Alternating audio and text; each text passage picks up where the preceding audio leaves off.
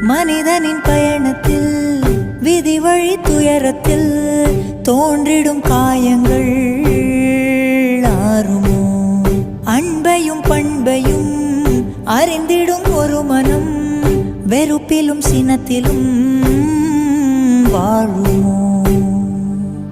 வெளிச்சத்தை தரும் என்ற ஏற்றிய தீபம் ஊர் முழுவதையும் எரித்து விட்டு தீயாயானதேனோ?